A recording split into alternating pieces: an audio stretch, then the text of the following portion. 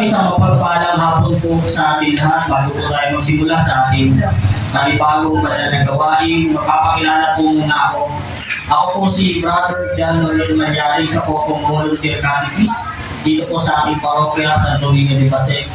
At ako rin po ay server sa may Quiapo Church sa National Shrine of Jesus Nazareno, Quiapo Church, Manila. Kami po ay nagtuturo ng pananampalatayang Katoliko at the same time, ipinagtatanggol din namin ito laban sa iba't ibang relihiyon. Kaya po, meron po tayong bagong tema ngayong hapon. Pero bago tayo magsimula, sabihin po muna natin, pinagpala. Pinagpala. Pinagpala. Pinagpala. Ayun, pinagpala. Hindi pinagpala ha. Kasi pag pinagpala, pinagpala. Kaya may tingin dapat, pinagpala. Pagkaranasalin natin, ang Panginoong Maria, natutulungan ng grasya, ang Panginoong Diyos ay sumasayo. Bukod kang pinagpala, hindi pinagpala. Kasi ibang meaning na po yun kapag ka pinagpala. Ano pong koneksyon ng salitang pinagpala sa ating topic? Ang topic po natin ay patungkol sa mga superstition o sa mga pamahiin. Sino po naniniwala sa pamahiin? Ayun, si nanay, ano? Sino ba? Ayun, marami-rami. Ang panawagan po ng ating bagong Santo Papa, si Pope Leo XIV, huwag po nating hahaluan ng mga pamahiin ang ating pananampalatayang Katoliko. Kaya, minabuti po ng Diyos na yan po ang ating tema ngayon. Dahil sa bansang Pilipinas, 85 million ang Katoliko.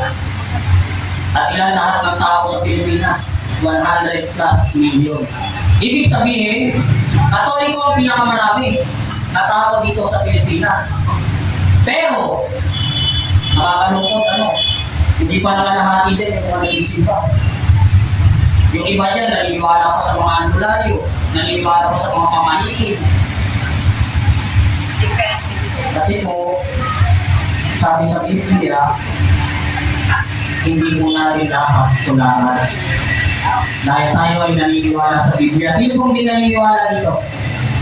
Wala naman po Ibig sabihin, kaya tayo Katoliko, tinatanggap natin ang nakasulat sa banal na Biblia. Hindi natin ito tinututulan. Kaya ano po ba ang nakasulat dito sa banal na Biblia? Basahin po natin.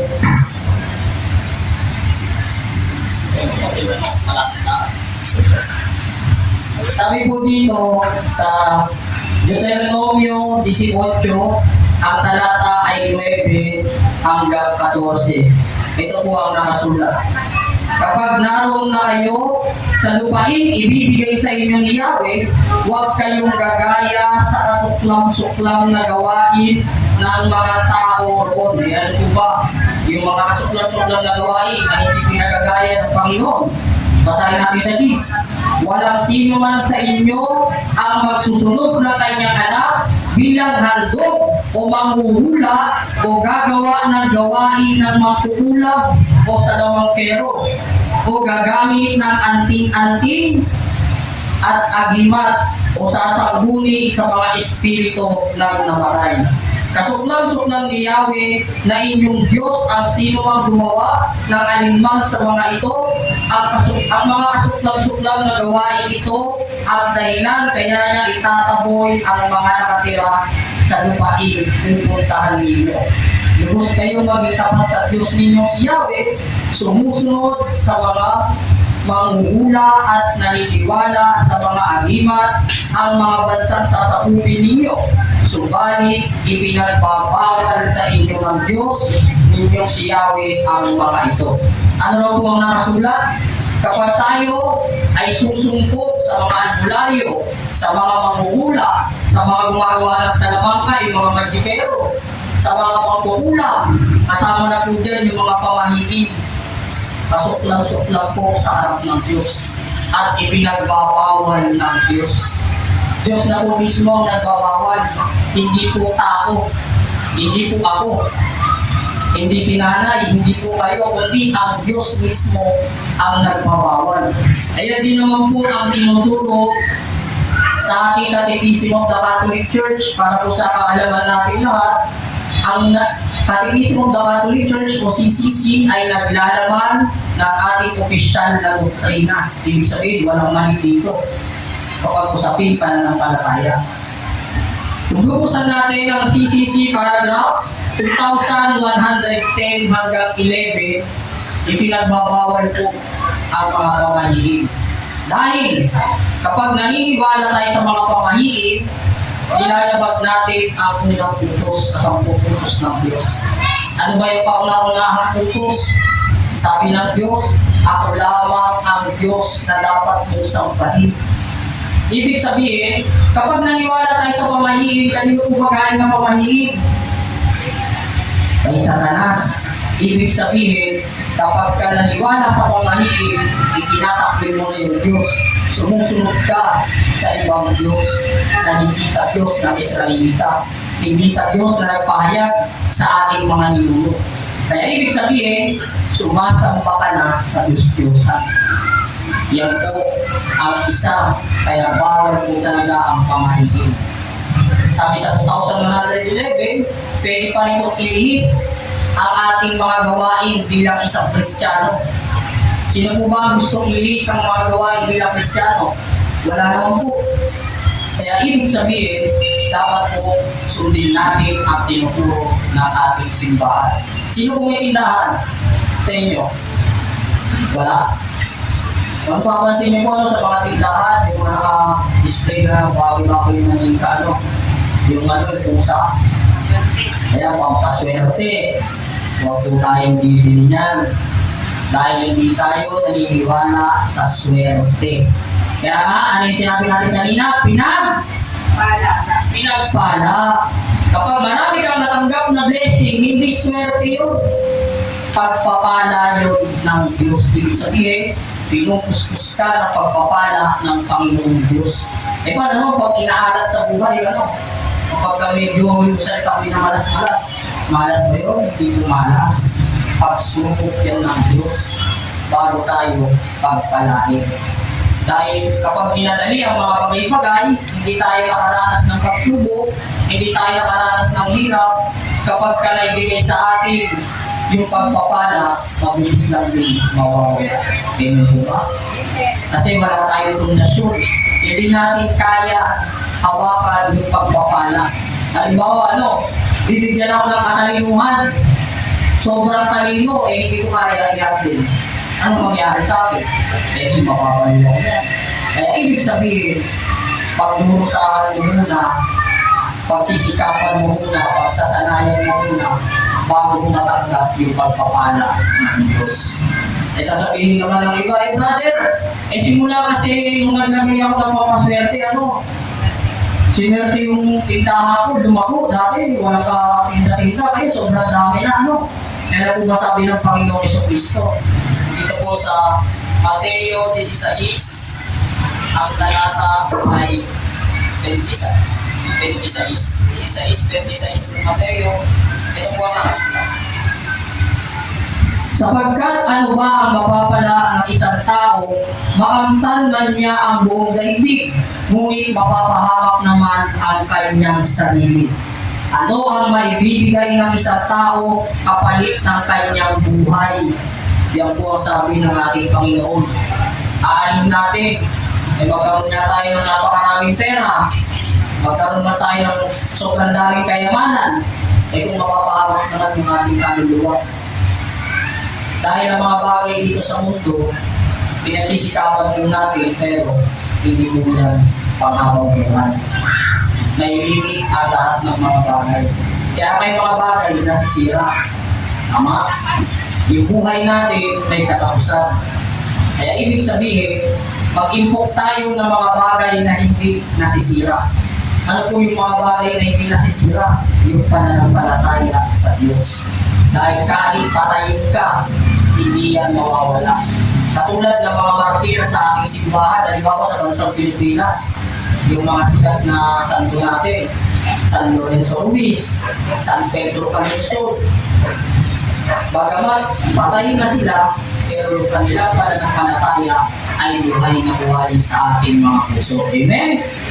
Yun po ang kayamanan na kailanman hindi mawawala. Katulad na lamang ng ginawa sa Panginoon sa Kristo, nung ipako siya sa krus, namatay ang Panginoon sa Kristo. Pero namatay ba ang paniniwala sa Panginoon sa Kristo? Hindi. Lumabok ng lumabok ang pananampalataya para sa ating Panginoong Yeso Kristo. Eh mas marami na ngayon ba dito kaysa sa mga Judaismo. Kasi yung relihiyong na pumatay kay Kristo, Judaismo, yung nasa Israel, yung mga Hudyo, dati mas marami sila. Pero sa panahon ngayon, mas marami na tayo. Kaya po, panawagan ng ating simbahan, no? Sana hindi lang tayo puro dami.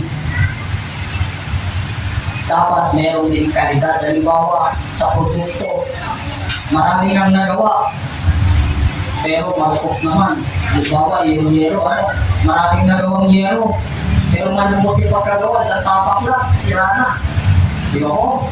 Kaya ibig sabihin, sikapin natin na pag-aralan ng ating pananampalataya upang hindi tayo maligaw, hindi tayo mapahamak, lalo-lalo na ang ating mga kaluluwa. At higit pa sa lahat, sa ating mga anak, sino po yung mga anak sa inyo?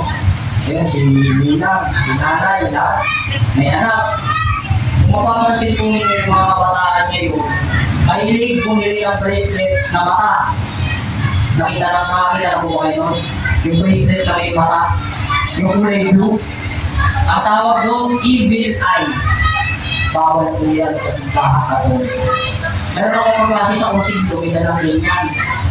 Sabi ko, akin na lang yan, sa'yo na lang yung bracelet ko na krus. Sinunod ko po yun. Kasi po, yung mga ganong bagay, pwede maging infested na tinatawag. O sa liba ng masamang espiritu.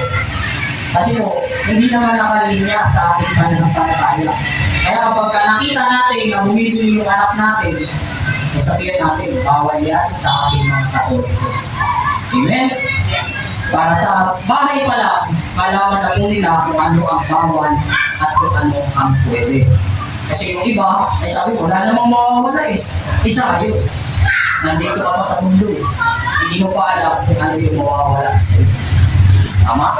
Pero balang araw, kapag bumiwalay na yung kaluluwa mo sa katawang lupa mo, malalaman mo na kung ano yung mawawala sa iyo. Pero, huli na ang daan. Hindi ka na pwede pang magbago. Hindi ka na pwede mong umpisan. Kaya umiwalay na yung kaluluwa sa katawang lupa. Ibig sabihin nun, patay ka na. Wala ka nang magagawa. Tama? Kahit magsisiman yung kaluluwa mo, kahit pagdusahan pa ng kaluluwa mo, wala nang magagawa. Kaya habang buhay pa tayo dito sa mundo, gumawa tayo ng mga bagay na hindi makamundo. Okay lang naman po ang yumaman. Hindi naman pinagbabawal ng Diyos na yumaman. Pero dapat ang ating kayamanan ay nakasentro ka rin sa ating Panginoong Diyos. Amen? Amen. Tama. Kaya ibig sabihin, nandito na po ang ating buong pare. Kaya ibig sabihin mga kapatid, pagsikapan natin ang mga bagay na para sa Panginoong Diyos. Dahil ang mga bagay na ito ay mga bagay na hindi nasisira. Yung mga mundong bagay, nasisira po yan. Lahat ng bagay sa mundo, mayroong katapusan katulad ng ating buhay. Kaya pagsikapan natin ang mga bagay para sa Panginoong Diyos. Dahil kahit na ang buhay natin sa mundo ay katapusan, pagdating natin ng langit, makakautang natin ang buhay na wala hanggan. Amen? Sabihin nyo nga ulit, pinagpala! Pinagpala! Saka, Pinagpala! may pinagpala ba yun? Pinagpala! Pinagpala! Pinagpala! Ayun, pinagpala! Ayun, may din, ano, may pinagpala! Hindi pinagpala kasi pag pinagpala, baka pinagpala yung siminto, ano. Kaya po ulit mga kapatid, salamat po sa inyong pakikinig. Magandang hapon po. Magandang hapon.